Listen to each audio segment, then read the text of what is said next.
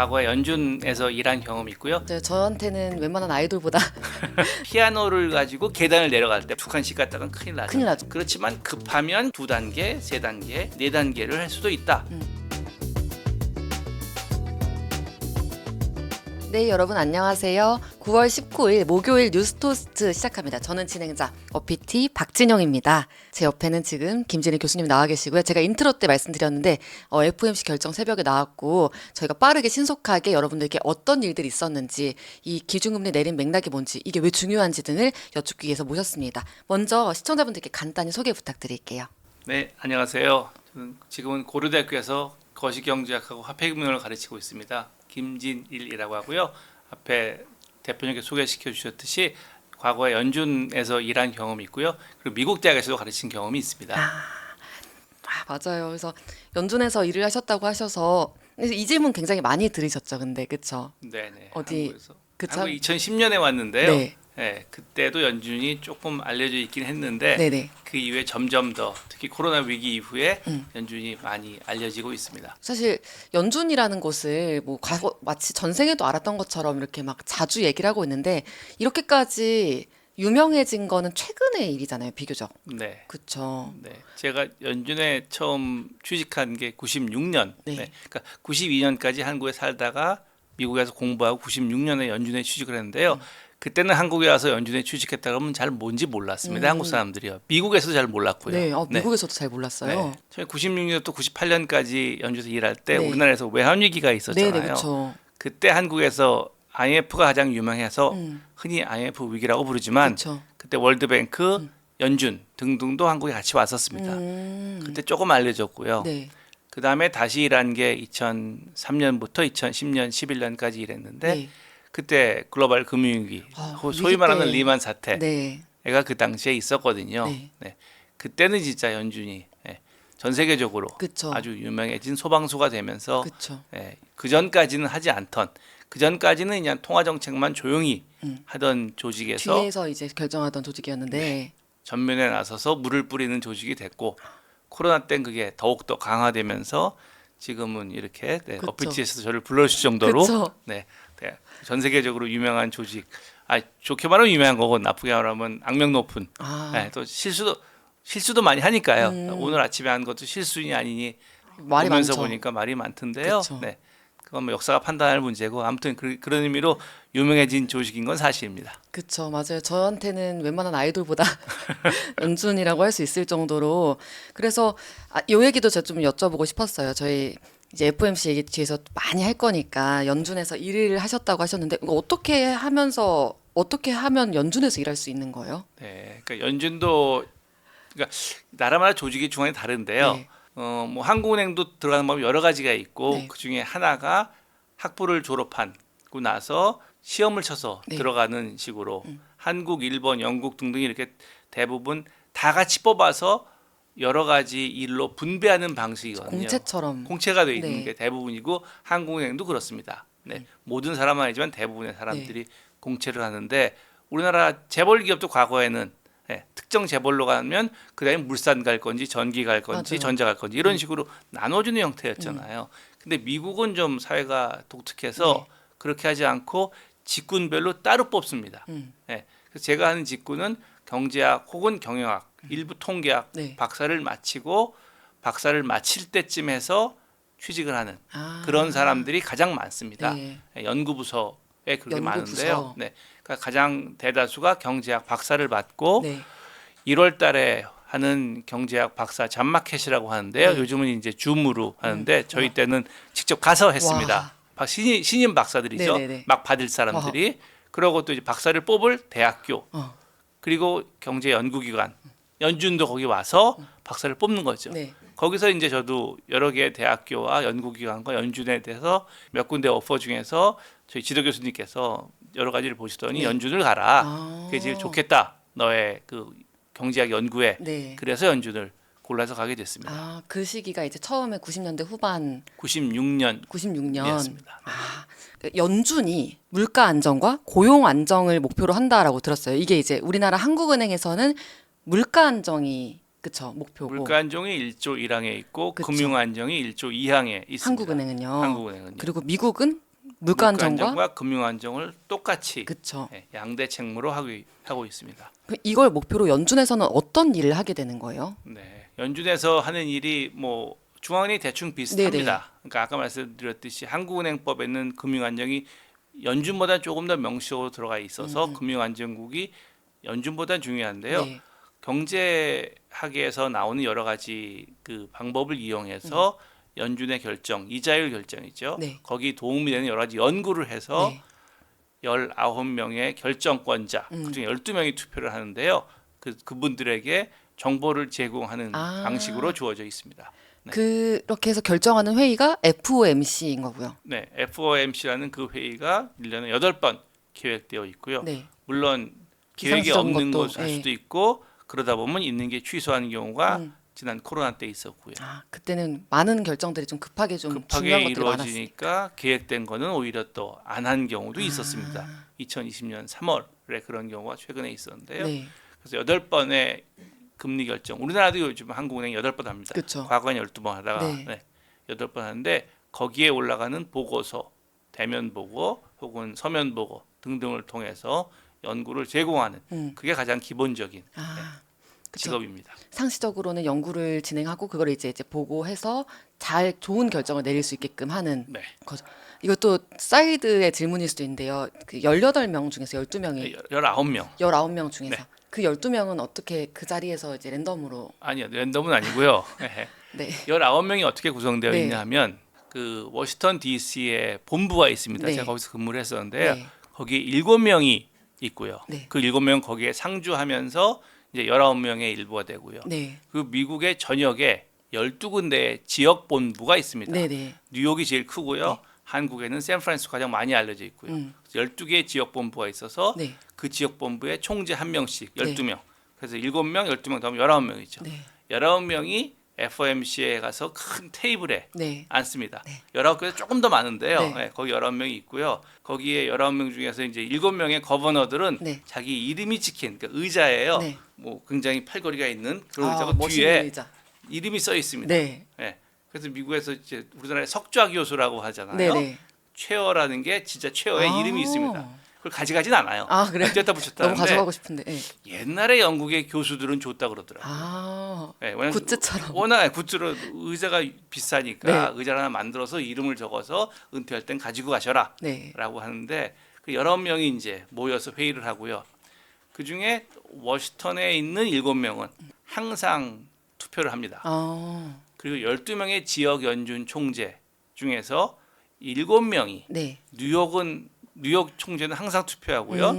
클리블랜드랑 시카고는 2년이니까 돌아가면서 하고요. 아, 주기가 있군요. 나머진 3명씩 해서 짝을 지어서 3년에 1년씩 투표를 하는 방식으로 있는데 그는 100여 년 전에 연주법을 만들 때 네.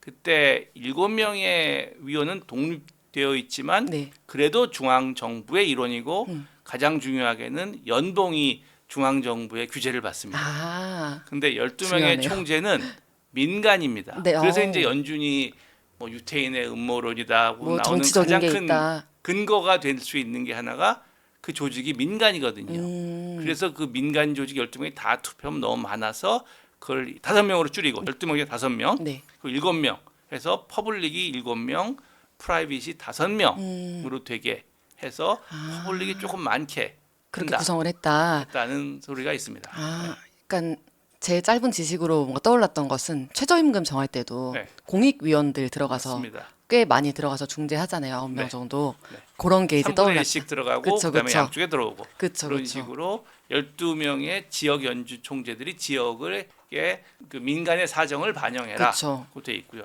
물론 지금은 미국 경제가 워낙 하나로 되어 있고 비행기 타고 너무 쉽게 왔다 갔다 하니까 네네. 그런데 예전에는 안 100여 년 그랬겠죠. 전에는 마차 타고 다니는 시대거든요. 아, 그러다 보니까 12개로 나누어서 너희 지역을 잘 한번 네 지역 사정을 해서 네. 그 지역에 맞는 것을 워싱턴에 와서 이야기해서 미국 전체의 금융시장을 영향을 미치는 거를 해라. 그래서 이제 그런 식의 조화, 절충.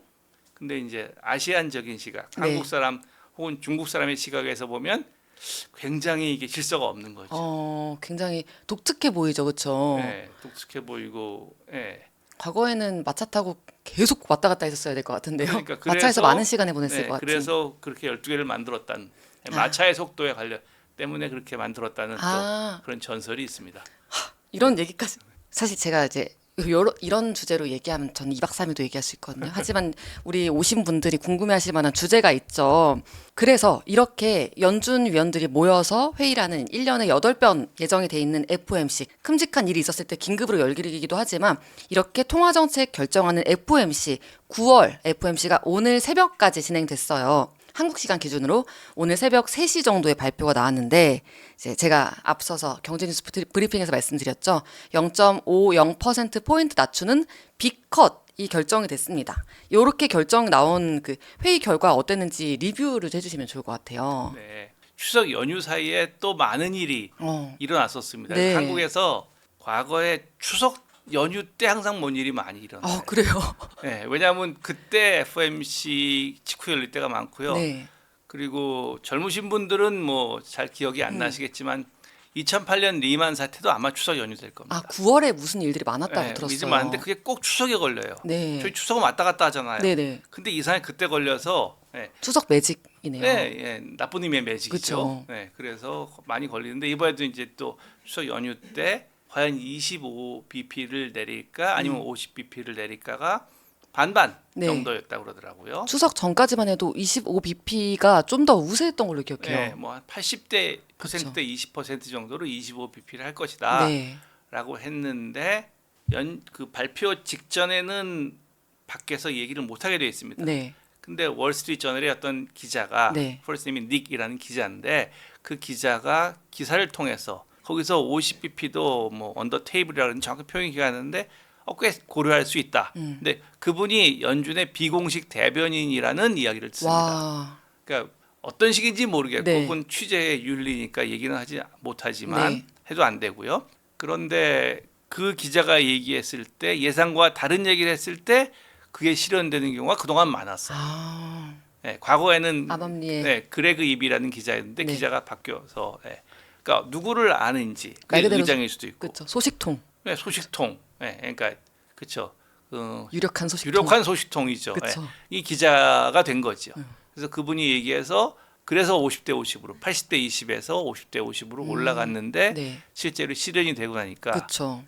안에서 소위 대우받는 그렇죠. 기자입니다. 그 기자의 발언으로 약간 이미 이전부터 50bp에 대한 빅컷 가능성이 상당히 올라가서 상당히 올라가서. 50대 50. 근데 그래도 저보러 굳이 물어본다면 솔직히 말씀드리면 51대 49로 25bp가 그쵸. 아니겠느냐라고 저는 생각을 했었는데 네네. 그래서 오늘 기자회견에서 주로 질문들도 왜 50으로 갔을까 그렇죠. 하는 거에 대한 여러 가지 의견들입니다. 그렇죠. 그래서 이렇게 25bp씩 보통 움직이는 게 일반적인데 네. 50bp를 한 번에 내린 건 이례적이라는 얘기도 있었어요. 네. 실제로 그런가요? 그 얼마씩 움직였는지를 보면 안 움직였을 때가 물론 제일 많을 것 같고 네네. 50 혹은 그 이상보다 25bp가 훨씬 더 많습니다. 네.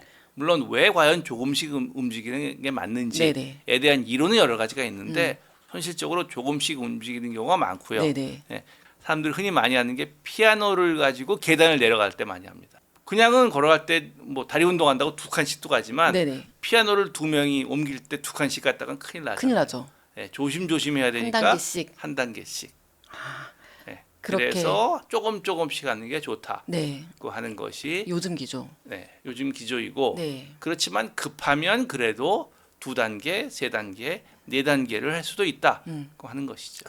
급할 땐 그냥 팍팍 올라가야죠. 급할 때 올라가야죠. 어차피 빌딩이 곧 무너지는데 한 단계씩 가서 어차피 무너지니 빨리라도 가서 확률을 높이는 게 좋은 그쵸. 것처럼 그래서 그럼 왜 급한 거냐 이게 그니까요. 그걸 저는 가지고 그래서. 이제 사람들이 뭐 뭐가 앞으로 그렇게- 한 달 동안 얘기할 겁니다. 네네. 한 달이 아니라 다음번 FOMC 미팅이 미국 대선 직후에 있거든요. 11월에 있군요. 그렇죠. 11월입니다. 그렇죠. 11월에 대선이 화요일 날 있고 미국 시간으로요. 그래서 보통은 이번처럼 미국 시간으로 화요일 날 수요일 날 하고 네. 수요일 날 오후 2시에 발표를 하는데요. 그때는 대통령 선거라는 중요한 일정이 화요일 날 있기 때문에 네. 수요일 날 목요일 날 하고 목요일 날 오후 2시 우리나라 시간은 금요일 날 새벽에 발표가 나오는데요. 그날까지 지금 하신 이 질문 가지고 계속 얘기를 할 겁니다. 그러니까 사실 말하자면은 그러니까 정답이 있다고 보기는 어렵고 그렇죠. 무수한 가능성들 추측들이 이제 계속 한 달 동안 나올 거다. 한 달 반 정도 동안. 네. 그래서 근데 저는 아까 피아노 예시 들어주신 걸 듣고 건물이 무너지는 상황에서는 두 단계씩 띄우고 네 단계씩 내려가야죠. 그래서 네. 근데 지금 뭐 무너지는 것까지는 아니어도 뭐 균열이라도 났나? 미국 경제에 무슨 일이 있길래 두 단계를 내려갔지라는 생각이 들더라고요. 네. 어떤 추측들이 지금 나오고 있나요? 그러니까 굉장히 많은 그 커멘테이터들이 페드 워처들이 하는데 그걸 지금 하신 질문에서 본다면 궁극적으로 나타나는 것은 금융시장이니까 연준이 금리를 내렸고 예상보다 많이 내렸고 네. 그리고 그 예상이 앞으로의 금리도 예상보다 더 낮게 형성되는 것으로 간다면 그러면 기준금리인 하루짜리 금리가 네. 아니라 한 달, 세 달, 2년, 5년, 10년 금리도 내려가야지 네. 정상이죠. 네. 근데 오늘 그렇지 않고 2년, 5년, 10년물 금리가 그 전날보다 오히려 올라갔습니다. 그러니까 반대로 움직인 거죠. 네네. 어떻게 보면. 왜 과연 반대로 움직였을까라고 네. 하니까 아까 말씀하신 그 피아노 비유로 보면 이 지진이 날라 그러나? 그러니까 그러니까요. 사람들이 생각하면 우리가 생각한 것보다 노동시장이 혹은 다른 곳에서 미국 경제가 뭔가 저 사람들이 더 위험하다는 냄새를 맡는 것이 아닌가라고 했던 것이 때문에 시장이 내려가 오히려 안 좋아졌고요. 그렇죠. 주식시장도 내려갔고 채권시장 금리는 올라갔고요. 그래서 기자들도 바로 그거를 캐치한 거죠. 오후 2시 반에 미국 시간으로 질문을 했는데 네. 그건 아니다라고 굉장히 강조를 여러 번 했는데 네. 파월 의장은요. 이제 그게 제가 말씀드린 한 달 반 동안 과연 그 의미가 뭐냐, 무슨 데이터를 봤냐를 가지고 이제 아주 많은 논의가 있을 겁니다. 이미 파월 의장은 발표할 때도 아니다. 네. 그렇게 경제 위기 때문에 우리가 막 내린 게 아니고 지금은 이 정도는 금리가 지금 많이 높은 수준이긴 하니까 네. 좀 덜 제약을 해도 네. 괜찮겠다라는 의사를 표명했으나 시장은 아니잖아. 약간 귀 막고 있는 느낌도 좀 있네요. 그러니까 그래도 뭔가 이게 왜 그랬을까? 네. 그러니까 어렸을 때 부모님 얼굴 표정이 변하면 그러니까요. 그거를 뭘 잘해 주시면 그냥 다른 조건이 일정한 잘해준다. 그럼 기분 좋게 잘해서 주시는 아이스크림 맛있게 먹으면 되는 거잖아요. 근데 뭔가 병원 데려갈 것 같은 느낌 있잖아요. 그렇죠. 네. 치과를 가려 그러시나 아니면은 내가 뭘 잘못해서 혼내기 전에 이거 그러면 불안한 거잖아요. 그렇죠. 예. 그거네요. 시장이 그래요 지금. 그래서 오늘 불안해서 주식이 떨어졌죠. 그래서 좀 궁금한 게 최근에 미국 경기 침체 얘기도 나오는데 지금 미국 경제 상황 어떤지가 궁금해요. 대략적으로 어떤지. 지금 어떤지와 더불어서 코로나 이후에 지난 수개월간 혹은 2, 3년에 비해서 최근 한두 달이 어땠는지. 네. 그럼 최근 한 달 반 동안에 새로 안 게 그 전에 2, 3년 동안 안 거에 비해서 얼마나 나빠졌는지가 네, 결국은 그쵸. 이번 금리 인하의. 인하의 배경이 되니까요. 네. 그래서 말씀드리면 코로나 이후에 전 세계가 굉장히 고통스러웠고 그쵸. 대면도 어려운 그런 세상에서 있었는데 전 세계 경제가 안 좋았잖아요. 네네. 근데 미국 경제가 상대적으로 되게 좋았습니다. 그 당시에는 그러니까 코로나 초기에는 상대적으로 더 안 좋았는데 그때 워낙 안 좋아진 뭐 덕택이라면 덕택일 수 있는데 최근 2년 동안 미국 경제가 너무 좋았어요. 네. 홀로 너무 좋았어요. 홀로. 네. 그래서 홀로 너무 좋아서 인플레가 나면서 미국이 금리를 올리니까 전 세계는 자기 나라 경제는 안 좋은데 미국이 금리를 올리니까 따라 올리기도 뭐하고 내리긴 뭐하고 그래서 전 세계가 아주 고통스러운 상황이었죠. 상대적인 거니까. 네. 그렇게 해서 미국이 좋다가 최근 한두 달 보면 안 그래요. 최근 지표는 안 좋다는 거죠. 그때 비하면 안 좋죠. 그때 비하면 너무 좋았던 때에 비하면 너무 좋았던 때. 그쵸. 다른 나라와 비슷해지는 거죠. 우리는 원래부터 힘들었는데 다른 나라들은 다 원래부터 힘들었거든요. 네. 근데 미국만 혼자 잘 나가다가 그 잘 나가는 정도가 줄었습니다. 상대적으로 아직도 잘 나가는. 그러니까 네. 이제 파월 얘기는 그래도 아직도 다른 나라보다 잘 나간다. 너무 걱정 말아라. 네. 하는데 근데 이제 시장에서는 그전에 비해서 그러니까 시장이 그전에 좋았던 거를 영원히 간다고 착각을 하고 있을 수도 네. 있고 아니면 앞으로 경제가 많이 안 좋아지는 거를 19명이 그쵸. 뭘 알고 있는 거 아니야? 네, 그렇죠. 내가 모르는 뭘 알고 있는 거 아니야? 불안한 거죠. 그러니까 불안하면 팔고 나가는 거죠. 그렇죠. 우리나라 얘기를 잠깐 해볼게요. 이미 미국과 금리 차가 뭐 역대 최대 이렇게 벌어져 있고 이런 상황에서 우리나라도 곧 금융통화위원회 금통이라고 하죠. 금통이 열려서 기준금리 결정하게 될 텐데 앞으로는 지금 같은 상황에서 우리나라 기준금리가 어떻게 될 거라고 보시나요? 네. 그동안 우리나라도 기준금리를 내려야 된다. 경기가 안 좋으니까. 그러니까 아까 미국이 저렇게 안 좋다면 한국이나 유럽은 훨씬 더 안 좋고 너무 힘들었던 거죠. 유럽은 내렸고 뭐 영국도 내렸고 영국 오늘하고 지금 하고 있나 그러고 오늘 안 하고 일본 내일 하고 뭐 이런 식으로 이제 네네네. 전 세계가 많이 움직이는데 다른 나라는 내린 나라도 많거든요. 음.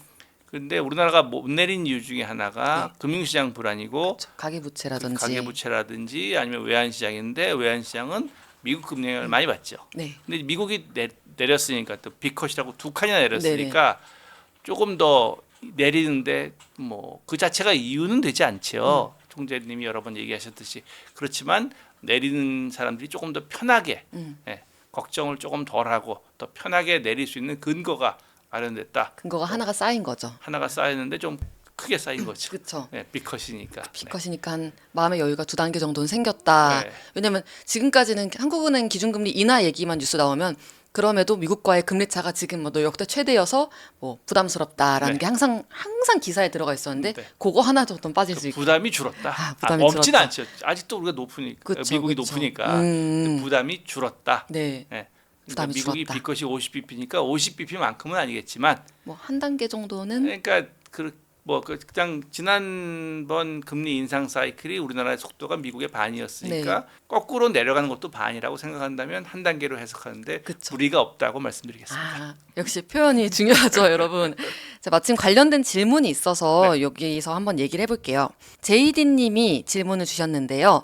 한국은행은 수출 경쟁력에 부정적인 영향을 미칠 수 있는 원화 가치 상승을 어떻게 관리할 계획일까요? 우리나라 통화 정책의 균형을 한국은행이 어떻게 맞출 것이라 생각하시나요? 네. 라고 물어보셨어요. 제가 연준에 있을 때도 그렇고 한국은행도 마찬가지인데 환율 그 자체는 중앙은행의 그 영역이라기보다는 네. 재무부라는 기재부의 영역입니다. 아. 그래서 기재부에서 직접적으로 환율에 네. 대한 뭐 목표치가 있는지 없는지 있다면 어느 정도인지 변화를 어느 정도 용인하는지 그걸 네. 결정하게 돼 있고요. 네. 근데 두 가지 면에서 한국은행 영향을 첫째는 한국은행이 실제로 우리나라의 외환의 일부를 네. 관리를 하고 외자 운영원이라는 데가 있습니다.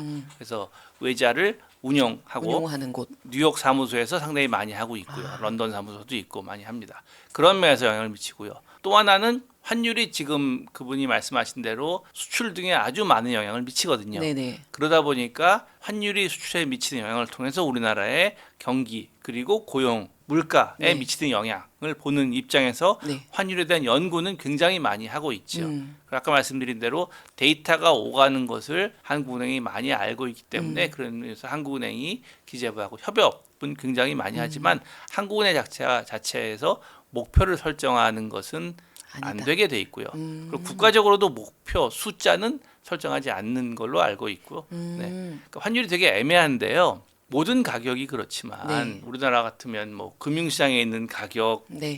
아주 많고 과거에는 뭐 젊으셔서 모르겠지만 짜장면 가격도 우리나라에 규제한 적이 있습니다. 아, 그래요? 네, 조사 나온 날짜에 가격이 따로 아. 있어가지고 그 당시에 이제 물가 지수가 왜곡된 거죠. 아, 그런 적도 있었는데 그 정도는 아니지만 환율이 신경을 안 쓰는 나라가 자유 변동 환율제라고 해도 네. 가장 자유 변동의 한 나라가 미국이죠, 물론. 그쵸, 그쵸. 그렇지만 신경을 조금은 쓰고요. 네. 환율을 완전히 더 마음대로 하는 나라는 또 없어요. 물론 홍콩처럼 패깅이 돼 있으면 달러에 그러면 거의 고정이라고 하지만 그것도 바뀔 가능성이 있는 거고. 네. 그래서 그 중간 어느 정도인데 그래서 그렇지만 또 너무 많이 환율을 조작하면 네. 조작국이 돼서 네. 여러 가지 규제를 받죠. 규제를 받는 것이기 때문에 학원이 있으나 한다고 말은 못하고 또 안 하면 안 되고 네. 하는 그런 아주 애매한 영역인데 아무튼 공식적으로 그 모든 것은 기재부가 하는 것이지 아. 한국은행이 하는 것은 아닌 것으로 되어 있습니다.